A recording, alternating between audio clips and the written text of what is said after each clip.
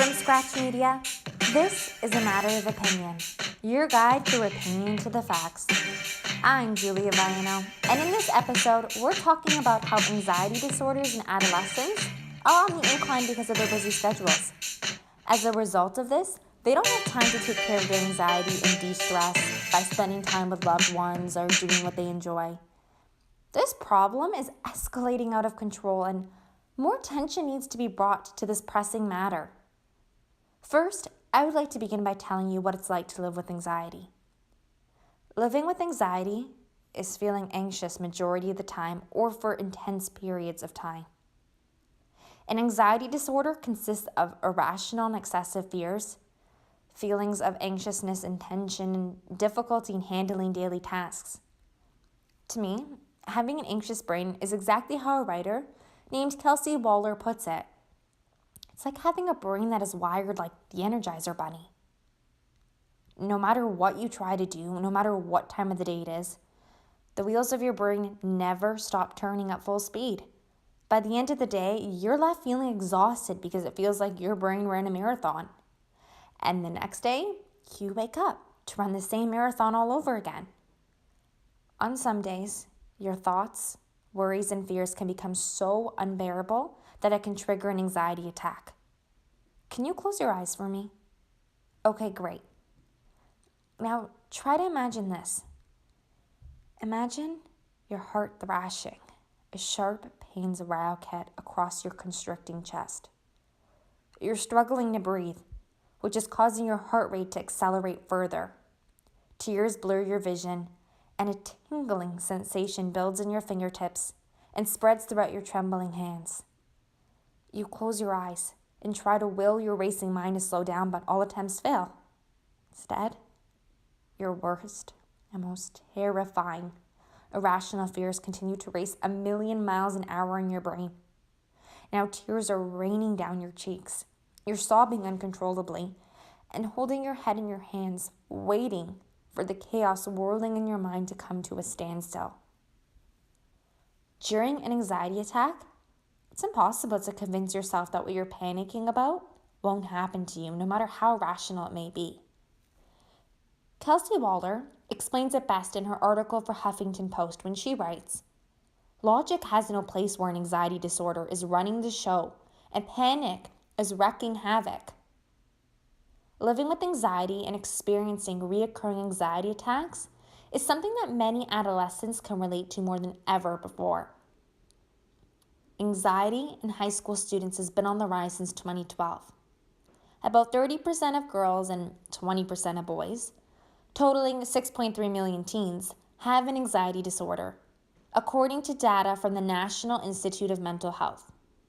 To put that into perspective for you, this is like the entire city population of Toronto having an anxiety disorder, according to its population in July 1st, 2018. I know, that is insane to wrap your head around. Many high schoolers are describing their lives as being overwhelming and stressful.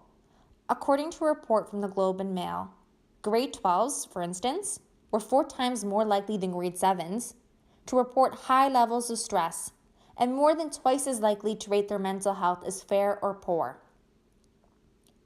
Robert Mann, who is a head researcher for a Toronto-based Center for Addiction and Mental Health, claims that most of us consider the adolescent years the peak of your life.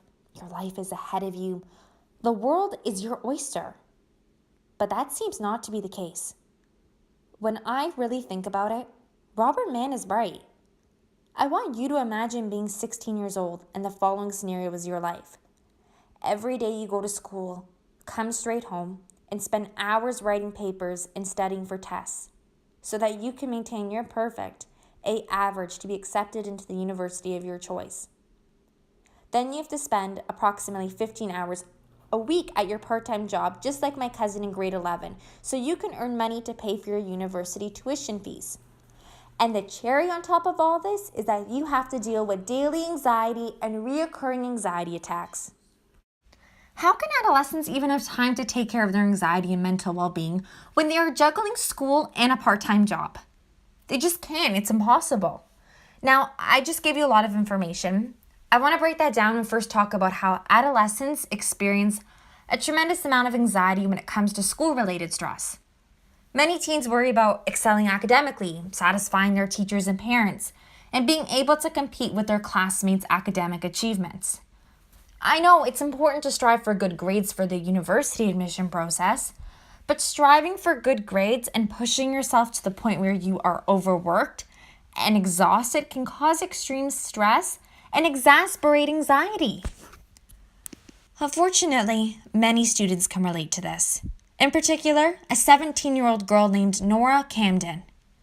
Nora's anxiety became so severe that she decided to get counseling for it. Nora claimed that as the university application process approached, her anxiety was crushing her. She developed an intense fear of saying a wrong answer in class if a teacher called on her. She also struggled with feeling not qualified to be in certain classes. Another student named Faith Ann also comments on how she struggled with anxiety. She felt ill to the point where she would throw up due to the overwhelming pressure she felt and would often have to stay home from school. Faith Ann comments on how she struggled to get through a given day. It was like asking me to climb Mount Everest in high heels. Jake Heilbrunn is a 21-year-old author of the book Off the Beaten Trail. He is also a mental health activist who, during his first semester of college, struggled with crippling anxiety. Jake insightfully explains that the way our education system is structured, by placing a strong emphasis on achieving high grades, actually induces anxiety in adolescents. Jake has said, "Our education system has a heavy focus on grades. Students may share the belief that good grades equals success and bad grades equals failure. Buying to the belief that grades are the sole factor that determines success and happiness in life promotes anxiety. It's terrifying when we believe that we are a failure and will continue to be a failure if we don't get A's and gold stars. This isn't to say that students shouldn't work hard, seek advice or tutoring, and strive to learn. The problem comes when students adopt a belief that grades are everything. This belief can lead to anxiety, cheating, depression, and even drastic measures like suicide." This quotation spoke volumes to me. Throughout high school, I was a perfectionist who maintained a straight A average and was on the honor roll. Maintaining a high average caused my anxiety to flare up. Every time a teacher would announce they were handing out marks, a wave of intense anxiety would pummel me. My stomach weaved itself into knots, my heart hammered in my chest, and my hands trembled on my lap. The teacher would hand me back my paper, and as soon as I saw an A or A+, written in red marker on top of the page, I felt like the wave of anxiety crushing me receded, and I could finally start to breathe again. It's easy to experience anxiety when it comes to pressure from parents, or pressure coming from yourself to achieve high grades that will look great on university applications. However, I also think that the heavy workload distributed to students causes severe anxiety as well. Students who dedicate a lot of hours on homework tend to be more focused on school, but they also feel more stressed and experience more physical symptoms caused by their stress. 63% reported that the amount of homework they received often made it difficult for them to spend time with their family or friends. 61% have admitted that they had to quit an activity they love doing because of their intense homework load. It's challenging to manage to complete schoolwork while participating in extracurricular activities. Yet students need to have more time to do activities that they enjoy to reduce their anxiety and stress levels. In high school, I participated in the drama program, but I wish I could have done even more. There were so many times when I didn't audition for a play because I felt like I wouldn't be able to manage the homework load and rehearsals successfully. But I realize now, looking back on it, that drama helped me de-stress and reduce my overwhelming feelings of anxiety and panic. I love acting, and to me it was my therapy. Every time I stepped out onto the stage, it's like whatever I was anxious or worried about that day disappeared into thin air like magic. And I had this momentary break from my anxiety. Drama was also an excellent way for me to be social because it paved the way for me to connect with other students and make friends with students with similar interests. Whenever I was feeling plagued with anxiety, I always looked forward to going to rehearsals where I got to act, hang out with my friends, and have a good laugh in between scenes.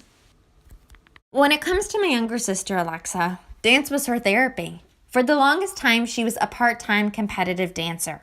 When grade 11 rolled around this year, My sister felt so overwhelmed with her schoolwork, maintaining an A average, that she chose to quit the dance program.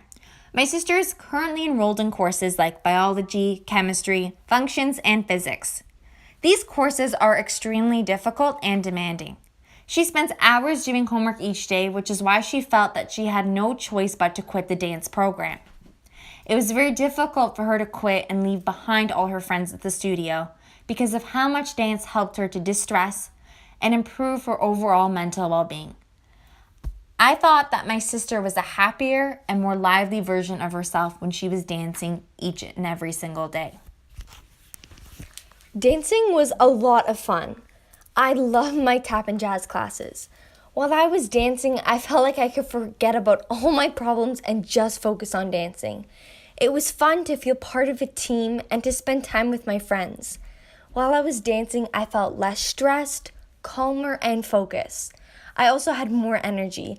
I honestly wish I could have less homework, so I could have remained on the team and continued dancing because it made me really happy.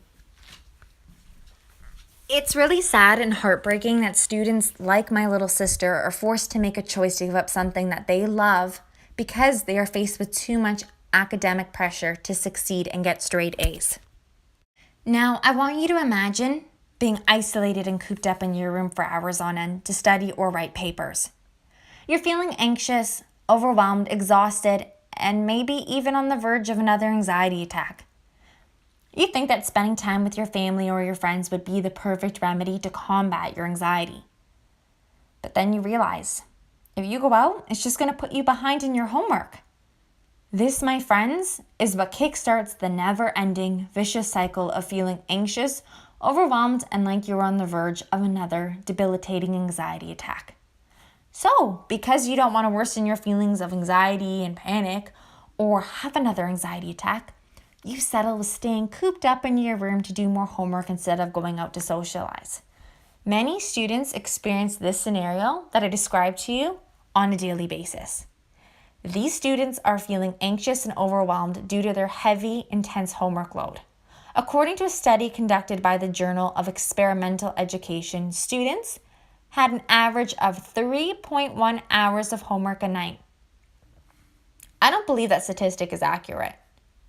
I, along with so many of my friends in high school, did approximately, I would say, 4 to 5 hours of homework on a given night. Many students who were part of the survey claimed that they felt they were missing out on establishing critical social skills because of how much homework they had to do. Student 1 described her homework load as being the following: plenty manageable if I never try to do anything else. Student 2 commented that most people have no social life because of all the homework they do. How is that helping them in the real world? And student 3 stated that I'm struggling between trying to maintain my grades, but more to maintain my identity, soul, and sanity. Teachers don't seem to teach students that there is more to life than hours of homework a night. If students actually find a way to get through their heavy workload, they still don't have time to relax, de-stress, and work through their anxiety because many have to go to their part-time job. As I mentioned earlier in the episode, many students work approximately 15 hours a week, sometimes 20 depending on the particular part-time job. In my opinion, that's a whole lot of hours when you still have to factor in going to school and completing all your homework. A recent project by the Globe and Mail found that grade 12 students in Canada are anxious about student debt. Anxiety in adolescence is only worsening because of how costly university tuition fees are. By taking on a part-time job, students feel that they can save money for university, and this will eliminate some of the debt that they will have to deal with and pay off later on in life. Imagine being tempted to quit your part-time job because of how anxious and overwhelmed you're feeling. But then you decide to check the bank app on your phone to see your balance. You see a staggeringly low number there, and you are immediately flooded with anxiety as you realize that you are never, ever going to be able to pay for university if you don't maintain your part-time job. The undergraduate tuition fees for 1 year at York University is $7,743. This is, of course, according to the York University Future Students webpage. If you multiply that now by 4 years, you're looking at approximately $30,972. I know, that's an insanely high amount. And you know what? That doesn't even factor in the books you have to purchase for each course and how expensive these textbooks tend to be. And it also doesn't include how much it would cost you to live there if you had to pay for residency or if you had to pay for a meal plan. I know, that's a lot. That's very overwhelming. Now, there was a study that had 2,000 participants that was released in 2017 by Northwestern Mutual, which is an American insurance and financial planning company. And according to the survey, financial anxiety has also made about a quarter of millennials feel physically ill. And to me, in my opinion, this makes sense because university tuition is insanely high. So how is that not going to contribute or worsen an adolescent's already existing anxiety? Students can't even contemplate quitting their part-time job to take care of their anxiety and overall mental well-being because it will make it more difficult to go to university if they don't work and save up money. The main point I'm trying to make is that anxiety disorders in adolescents are on the incline. And we need to provide adolescents with more time to take care of their anxiety and mental well-being so they can feel more relaxed, grounded, and in control of their lives. These adolescents need a little bit more quote-unquote me time. Fawn Hansen is an author that has written a book called The Adrenal Fatigue Solution. Now, according to her, it's so important to take a little time for yourself because it refreshes and re-energizes you. It allows you to think more clearly and to make better decisions. Taking quote-unquote me time also builds your self-esteem over time as you come to realize that you are important and you deserve to have a little time to yourself. Other benefits include the ability to sleep better, less fatigue, depression, and anxiety, greater resistance to sickness, and less tension. That's why I think students need to be given less homework. So even if they have to have a part-time job for financial reasons, they'll still have a little time left over for themselves. I think that teachers need to start emphasizing to students how important it is to have time for yourself, especially students that are dealing with anxiety disorders. We all know that stress exacerbates anxiety, and we know that stress affects the physical and mental function of students. Therefore, anxiety can have a debilitating impact on adolescents' daily lives. Ultimately, this will affect the quality of a student's life and their academic performance. When students experience too much anxiety, they can be at risk of feeling overwhelmed and unable to relax and recover. This can lead them to being incapable of focusing or finding any kind of balance in their lives. I know from personal experiences how hard and how frustrating and overwhelming it can be to lack balance in your life.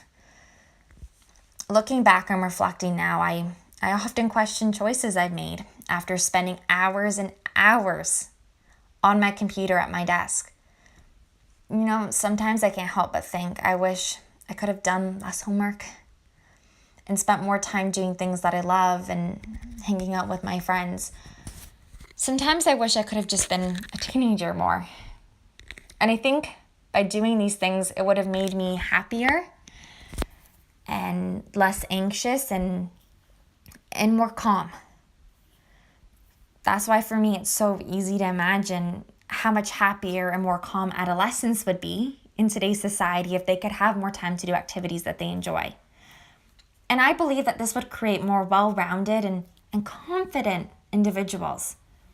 And I think by having more choices in their life, adolescents will also feel more calm and more in control of their lives and less anxious overall. And I think if they feel less anxious and more in control, it will reduce the frequency of reoccurring anxiety attacks. If adolescents had less homework and more time for themselves, they could properly take care of their anxiety and do things like spending time with family and friends or extracurricular activities that they enjoy that will help them de-stress and improve their mental well-being. I think that it is so significant to recognize that anxiety is a serious problem that needs to be addressed because it is a condition that is crippling. And I think the public needs to be made more aware of this. This has been Julia Viano for Scratch Media. Thank you for your time and for listening.